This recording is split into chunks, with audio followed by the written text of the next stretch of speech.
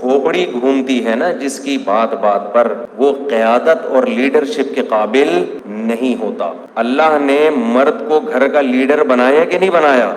अगर इसकी खोपड़ी घूम रही है ना बार बार, ये घर चलाने के काबिल नहीं है, ये तलाकें देगा, घर तबाह करेगा। बताया कि बहनोई ने खड़े खड़े बहन को 3 तलाकें दे दी। लोग फिर बेचारे टेंशन में होते हैं, रो रहे होते हैं, घर तबाह हो गया बहन का, सिस्टर का।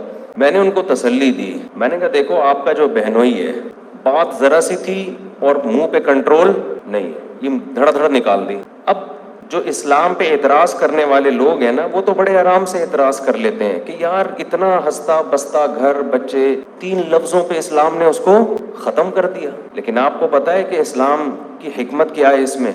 इस्लाम ने दर हकीकत इसमें बता दिया है कि जो गुस्से में जबान पे कंट्रोल नहीं कर सकता, उसमें ये एबिलिटी, ये काबिलियत है ही नहीं कि वो घर चला सके। घर चलाना बर्दाश्त वाले लोगों का काम है।